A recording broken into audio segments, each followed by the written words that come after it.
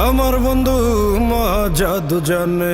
একসময় বাংলা গান মানেই ছিল শুধু একতারা দোতারা আর ক্লাসিক্যাল বাদ্যযন্ত্রের খেলা, কিন্তু 2003 সালে যখন কৃষ্ণ অ্যালবামটি বাজারে এলো তখন কান পাতলেই শোনা যেত এক অদ্ভুত সংমিশ্রণ। কৃষ্ণ আইলা রাধার কুঞ্জি ফুলে পাইলা ভ্রমরা। লোকজ সুরের সাথে ইলেকট্রনিক বিট, এই নতুন শব্দের জাদুকরের নাম হাবিব ওয়াহিদ। শুধু গায়ক হিসেবে নয়, একজন কম্পোজার হিসেবে তিনি বাংলা মিউজিক ইন্ডাস্ট্রির মোড় 180 ডিগ্রি ঘুরিয়ে দিয়েছিলেন।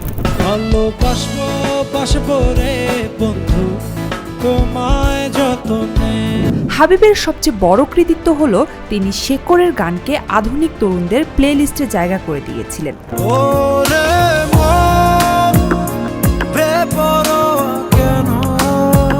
লালন শাহ কিংবা হাসন রাজার গান যে ড্রাম স্নেয়ার আর সিনথেসাইজারের তালে এতটা শ্রুতিমধুর হতে পারে তা হাবিবের আগে কেউ কল্পনাও করেনি।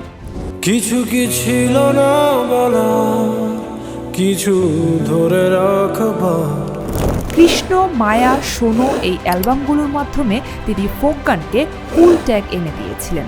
আমরা সবাই জানি কৃষ্ণ হাবিবের প্রথম অ্যালবাম, কিন্তু মজার ব্যাপার হলো লন্ডনে ছাত্রাবস্থায় থাকাকালীন হাবিব পরিচিত হন সিলেটের এক রেস্টুরেন্ট মালিক কায়ার সাথে। কায়া পেশাদার শিল্পী ছিলেন না, কিন্তু তার গলার মেঠো সুর হাবিবের হিপ হপ বিটের সাথে এমনভাবে মিশে গেল যে যা থেকে তৈরি হলো এক নতুন সুর। এই অ্যালবামটি কেবল বাংলাদেশের নয়, ব্রিটেনের এশিয়ান মিউজিক চার্টেও আলোড়ন তুলেছিল। হাবিবের পিতা ফেরদৌস ওয়াহিদ আধুনিক বাংলা পপ সঙ্গীতের পথদ্রষ্টাদের একজন ছিলেন। Welcome Habib Wahid. Thank you very much. Thank you. আসসালামু আলাইকুম। ওয়ালাইকুম আসসালাম। সচরাচর তারকার সন্তানরা বাবার জনপ্রিয়তা ব্যবহার করে পরিচিত হতে চান, কিন্তু হাবিব ছিলেন ব্যতিক্রম। তিনি শুরুর দিকে নিজের পরিচয়েই গান করতে চেয়েছিলেন, এমনকি তার প্রথম দিকের অনেক গানে তিনি তার সারনেম ওয়াহিদ ব্যবহার করতেন না, শুধু হাবিব নামে পরিচিত হতে চেয়েছিলেন। আমার জন্মই কিন্তু হয় একটা মিউজিক্যাল ফ্যামিলিতে, ইউ নো দ্যাট আমার বাবা ফেরদৌস ওয়াহিদ। হাবিব প্রথম বাংলাদেশে রিভার্ব, ইকো এবং হাই কোয়ালিটি অডিও মাস্টারিং এর আন্তর্জাতিক মান নিয়ে আসেন। তার গানের সাউন্ড ছিল ক্রিস্টাল ক্লিয়ার, এমনকি আজ থেকে 20 বছর আগে করা তার গানের মিক্সিং এখনও বর্তমান সময়ের সাউন্ডের সাথে পাল্লা দিতে পারে। এটি তাকে অন্যদের থেকে আলাদা করেছে। চোখের চাওয়ায় পাওয়া না পাওয়ার কি জেনেছ। হাবিব কেবল সিনেমার গান বা অ্যালবাম নয়, বাংলাদেশের বিজ্ঞাপনী জগতের চেহারাও বদলে দিয়েছিলেন। গ্রামীণফোন, বাংলালিংক থেকে শুরু করে বড় বড় ব্র্যান্ডের যে সিগনেচার টিউন বা জিঙ্গেলগুলো আমরা আজও শুনি, তার অনেকগুলো নেপথ্যে ছিলেন হাবিব।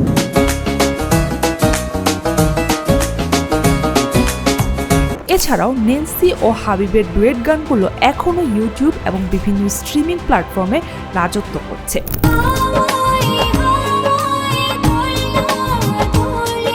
বাংলা সিনেমার গান যখন একটি নির্দিষ্ট ঘরানার চলছিল, তখন চন্দ্রগ্রহণ সিনেমার মনের জোরে চলছে দেহ, ভারতীয় বাংলার বিন্দাস সিনেমার হৃদয়ের কথা কিংবা থার্ড পার্সন সিঙ্গুলার নাম্বারের বাহির বলে দূরে থাকুক গানগুলো বেশ জনপ্রিয় হয়ে ওঠে দর্শক মহলে।